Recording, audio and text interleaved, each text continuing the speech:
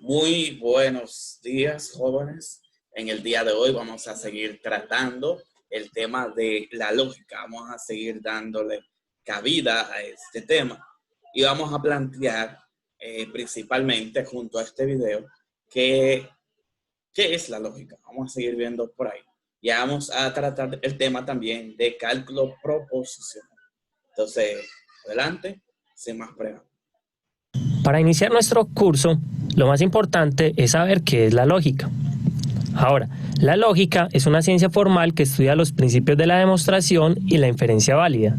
Es decir, estudia las maneras por las cuales se pueden acceder a verdades y además los procesos por los cuales se pueden derivar conclusiones a partir de otras verdades ya conocidas.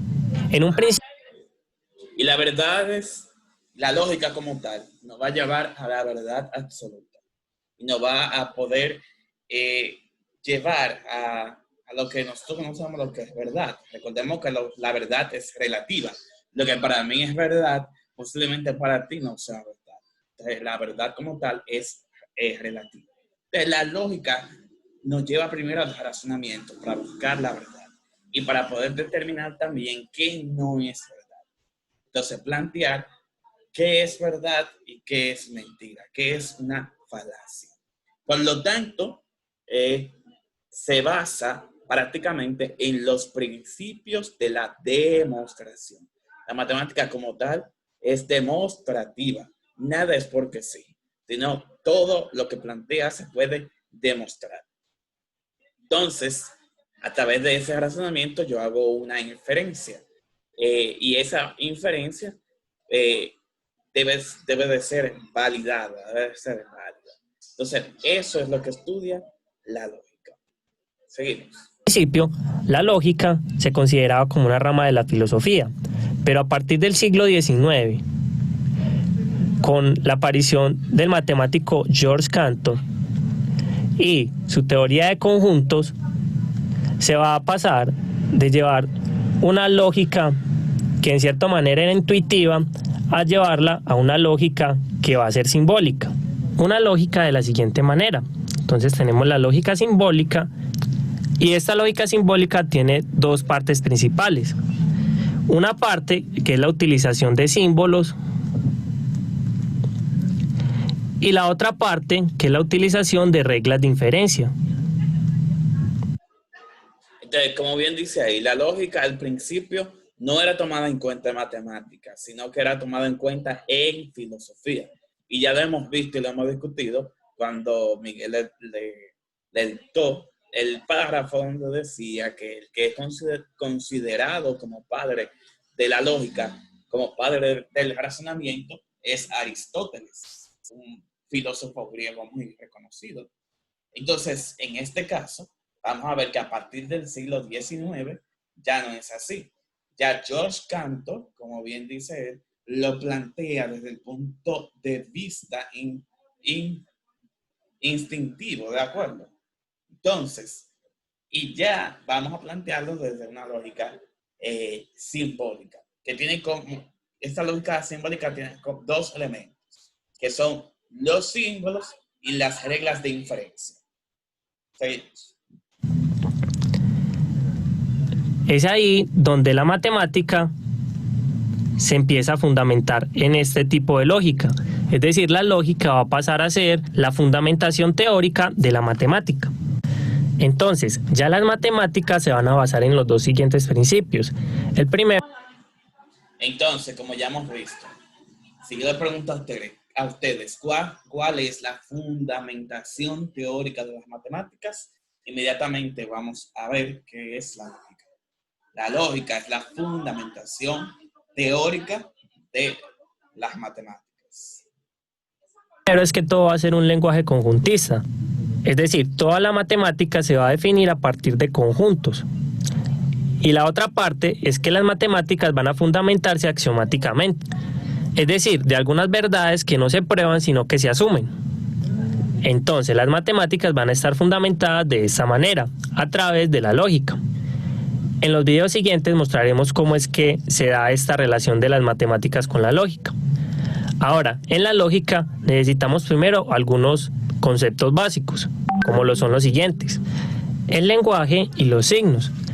El lenguaje es como el hombre ha podido comunicar sus ideas a través de la creación de oraciones, de algunas simbologías, y aunque se presta a algunas malas interpretaciones y posibles problemas, es de alguna manera claro. Por ejemplo, para algunos problemas matemáticos, si realmente comprendiéramos el lenguaje, no tendríamos ningún problema en hallarle solución. Por lo tanto, para construir una lógica debemos construir un lenguaje claro y preciso, el cual no dé dudas acerca de su uso.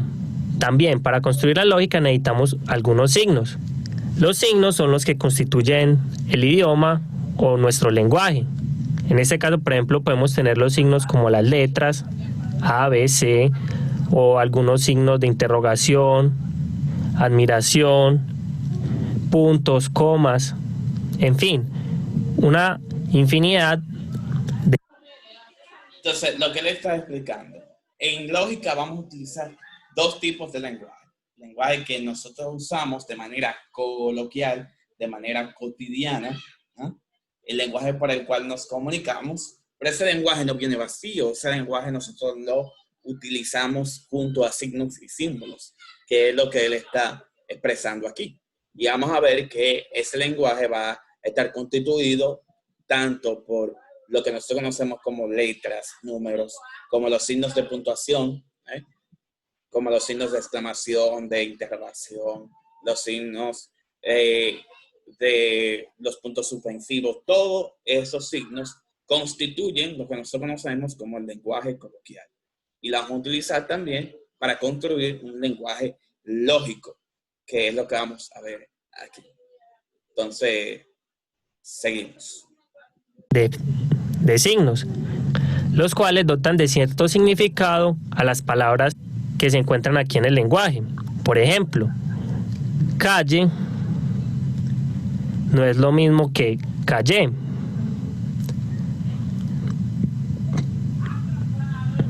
Calle hace referencia a una vía transitada por donde van los carros.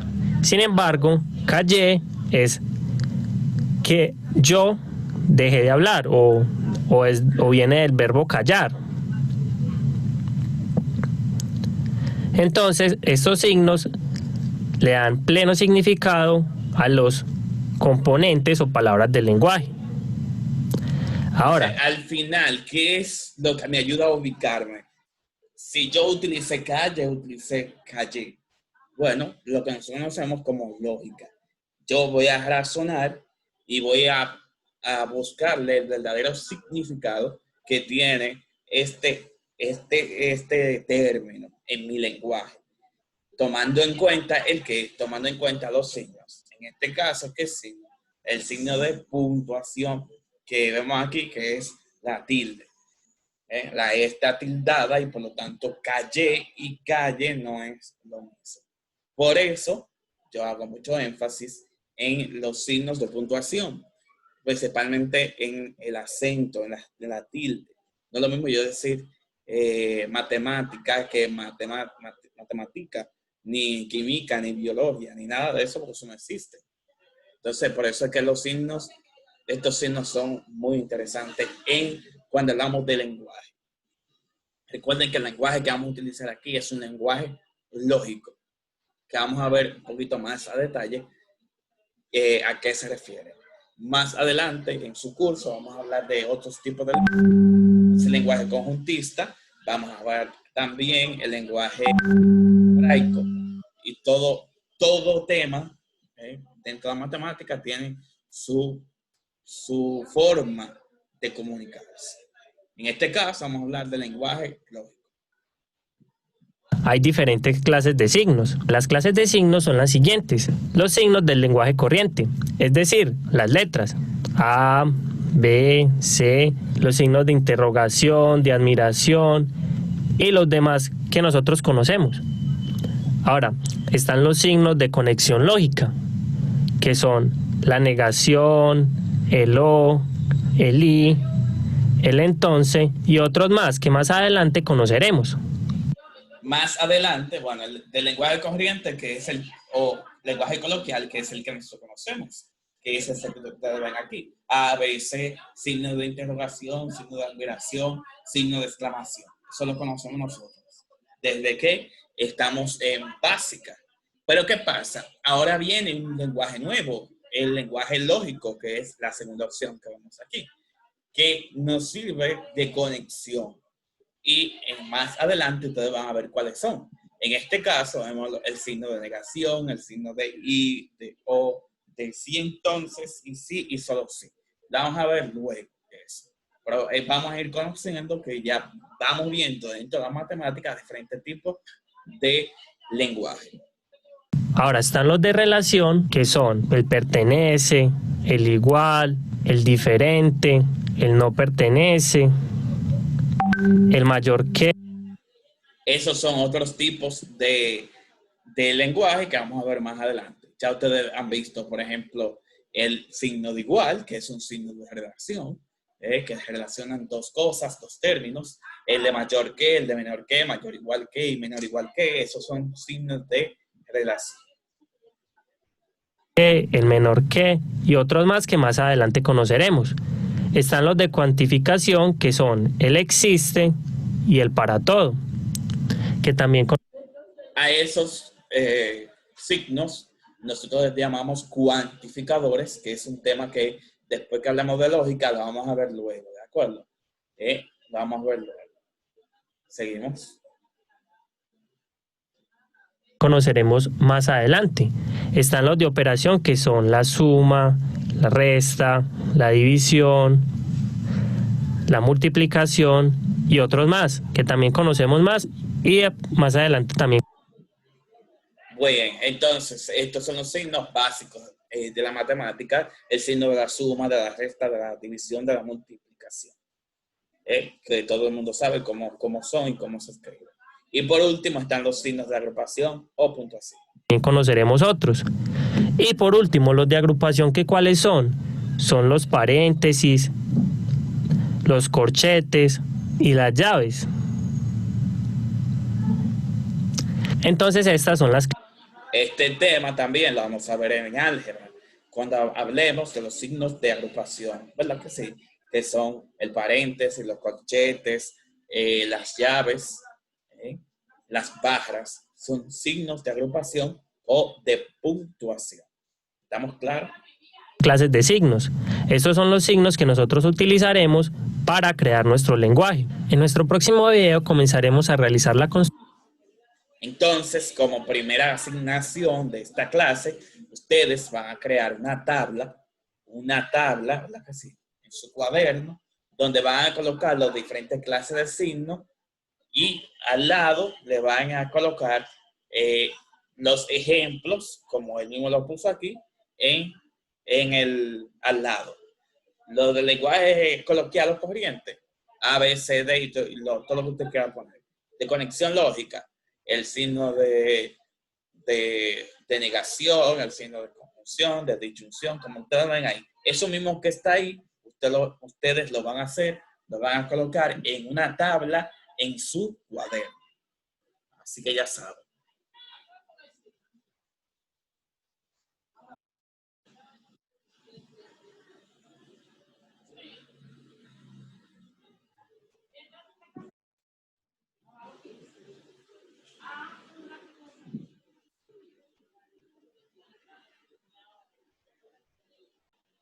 Bien, pues entonces ahora vamos con la segunda parte de esta clase que se llama cálculo proposicional.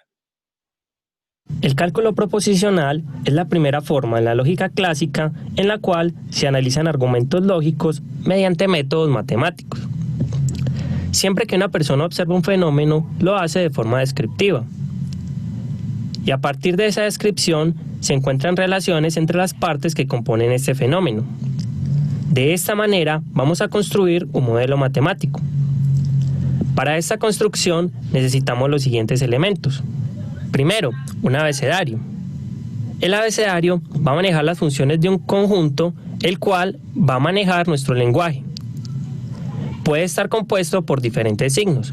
Por ejemplo, letras minúsculas, letras mayúsculas, signos matemáticos o conectores lógicos. Ya lo hemos visto en el otro video, hemos visto que ese abecedario va a estar constituido por los signos que ya hemos visto, por letras, ya sea minúsculas o mayúsculas, ya sea signos, por ejemplo, matemáticos, como más o menos, multiplicación y de división, y los signos de conectores lógicos que vamos a ver después. Seguimos. Este puede ser un ejemplo de abecedario. Ahora, con nuestro abecedario, nosotros creamos palabras, y a esas palabras, a partir de definiciones,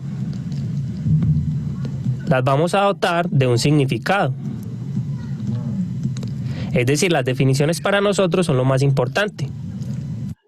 ¿Saben ustedes que toda palabra que exista en un lenguaje tiene un porqué? Tiene un porqué, ¿de acuerdo? Y eso es lo que nosotros lo conocemos como una definición, un significado. Y toda aquella palabra que tiene un significado se le conoce como significante. Ya saben, toda palabra que tiene un significado se le conoce como significante. Ahora, un ejemplo de una palabra y un significado puede ser el siguiente. Conjunto. Un conjunto va a ser simplemente la colección de algunos elementos. Entonces, conjunto es una colección de elementos. Entonces, ya sabemos que conjunto es el significante y colección de elementos es el significado. ¿De acuerdo? Grábese eso. Eso también en español. Axioma, entonces, ¿qué es? Elementos. Ahora, un tercer paso son los axiomas. Los axiomas son simplemente oraciones o enunciados que consideramos verdaderos. Por ejemplo, tenemos lo siguiente: A más B es igual a B más A. Es decir, que si sumamos un número y después otro, es lo mismo que sumarlo al revés. Esto lo podemos considerar un axioma, que siempre es verdadero. Ahora, nuestro cuarto punto son los teoremas. Los teoremas son deducciones que se hacen a partir de los axiomas, de leyes lógicas y métodos de demostración, que los veremos más adelante. Por ejemplo, un ejemplo de teorema es el siguiente: dos rectas se interceptan en un solo punto o no se interceptan. Ahora, para probar esto necesitamos tener claro la definición de recta, de intercepción, de punto, y a partir de los axiomas concluir lo que nos dicen. Por último tenemos las aplicaciones, que es el punto más importante de una teoría matemática. Uno siempre debe tratar de buscarle a estos axiomas y a estos teoremas una aplicación para la vida práctica. Ahora vamos a definir algunos conceptos primitivos. Por ejemplo, conjunto, que va a ser la colección de algunos objetos llamados elementos. Y en la próxima unidad nosotros vamos a hablar exhaustivamente de qué es un conjunto y qué son elementos. Vamos a ver ese tema de manera aparte. Pero es bueno señalar que ya estamos hablando de este tipo de lenguaje. Hay un lenguaje conjuntista para ello. Conjunto es una colección de objetos llamados elementos. ¿Y elemento qué es? De cada uno de los objetos que hacen parte de un conjunto. Eso es.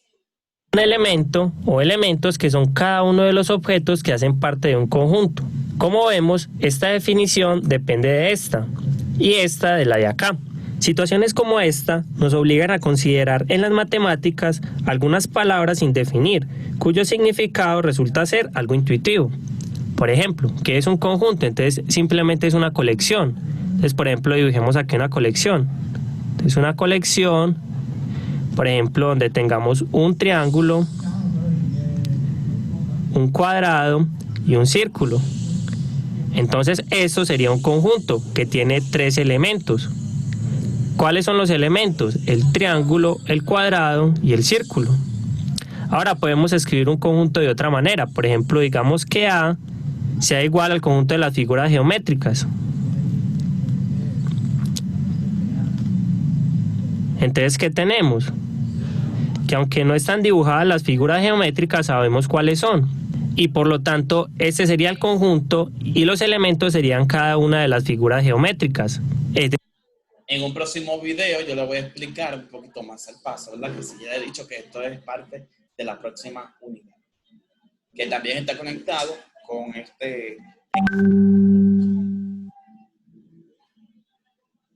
Es decir, el círculo, el cuadrado, el triángulo, el rectángulo y demás. Ahora, ejemplos de palabras que no estén definidas en las matemáticas, pero las usamos de manera intuitiva. Por ejemplo, es el punto. El punto matemáticamente no está definido, pero nosotros sabemos que un punto es como dejar una marca con algún tipo de lápiz. Esto sería para nosotros un punto. O una recta. Por ejemplo, la recta nosotros seríamos trazar algo así. Sin embargo, su significado matemático no está completamente elaborado. Ahora vamos a definir qué es una proposición, que es el concepto principal del cálculo proposicional. Como lo dijimos anteriormente, las definiciones son la parte más importante para nosotros. Cuando hablamos del lenguaje lógico y cuando hablamos de lógica, tenemos que tener pendiente cuál es el significado de una proposición, porque ahora vamos a trabajar con proposiciones, no con preposiciones, que es diferente. Preposición también viene siendo un tipo de palabra que lo vemos nosotros. Por ejemplo, de es una preposición, a es una preposición, con es una preposición. Las proposiciones vamos a ver que son enunciados, que tienen significados como tal.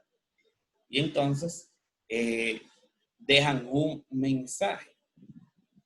Es una oración, es un enunciado que como tal tiene significado. Eso es una proposición. Definiciones lo que hacemos es tomar palabras del lenguaje común y definir elementos matemáticos.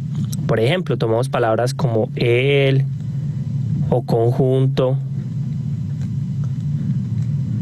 o y demás palabras, y a partir de estas le damos un significado a otras palabras. Por ejemplo, vamos a definir qué es una proposición. Entonces una proposición la podemos definir de dos maneras. La primera es la siguiente, que una proposición es una expresión de la cual puede decirse que es verdadera o falsa. Otra definición. Entonces, a manera de usando la lógica, yo puedo determinar si una proposición es verdadera o si es falsa. Por ejemplo, si yo les digo a ustedes, este libro es azul, y ustedes utilizando la lógica me van a decir si esa proposición que acabo de decir es verdadera o es falsa. Sabemos que esta proposición que acabo de decir es falsa, porque como vemos el libro no es azul, el libro es amarillo y rojo. Entonces ya eso es una proposición. Otra proposición, un poquito más corta, el mar es azul. Sabemos entonces que esa proposición es verdadera. ¿Por qué? Porque sabemos, por lógica, que es de por sí es verdadero. La definición puede ser la siguiente, que es un enunciado del que puede decirse con exactitud que es verdadero o falso. O sea, la importancia de una proposición es que se le puede dar un valor de verdad. Y aquello que yo pueda determinar si es verdadero o es falso, le vamos a decir que le estamos buscando el valor de verdad. Eso es valor de verdad. Aquello que podemos plantear si es verdad o falso se le conoce como valor de verdad. Ahora vamos a dar unos ejemplos. Por ejemplo, el siguiente. Mi cuaderno tiene 80 páginas. Esto podemos saber si es verdadero o falso mirando cuántas páginas tiene el cuaderno. O por ejemplo, el siguiente ejemplo. 2 más 4 es igual a 7. Si recordamos cómo se hace la suma y lo que nos significa para nosotros, este enunciado es falso. Es decir, es una proposición porque le podemos dar un valor de verdad. Ahora un ejemplo de algo que no sea una proposición puede ser el siguiente. En este caso, es una proposición porque yo estoy afirmando, aunque esté fuera de lógica, que 2 más 4 es igual a 7, aunque es una proposición falsa, una falacia en este caso. Mi cuaderno tiene 80 páginas, yo estoy afirmando que mi cuaderno tiene 80 páginas, por lo tanto se constituye como una proposición afirmativa. Ahora bien, el valor de verdad se lo das tú, porque tú eres el que sabe si es verdadero o es falso. Ahora bien, cuando un enunciado no es una proposición. Vamos a ver. Siguiente. ¿Cómo estás? Eso es una expresión, es una pregunta. Pero esta pregunta no es falsa ni verdadera, simplemente es una pregunta. Entonces, esto no sería una proposición. Ya definida nuestra proposición, en nuestro siguiente video haremos ejemplos de diferentes tipos de proposición y de la manera en la cual se va a verificar el valor de verdad. Bien, como él bien había dicho, cosas o enunciados que no son considerados proposiciones.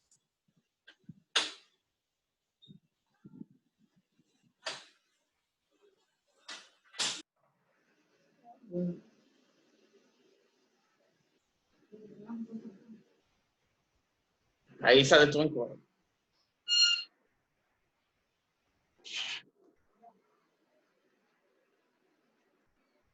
Ni poniéndome aquí en una esquina, casi comiéndome la pared.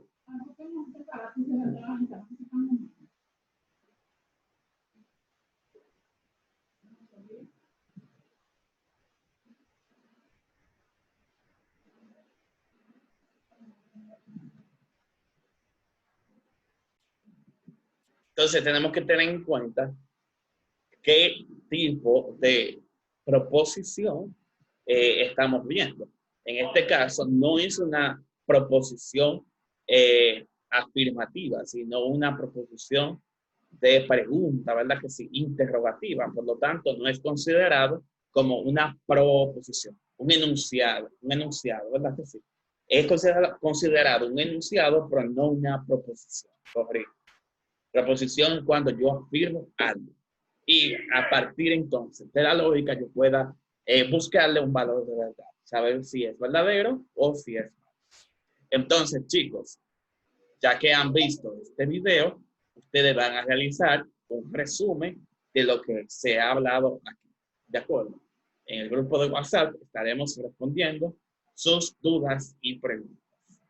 Hasta la próxima entrega.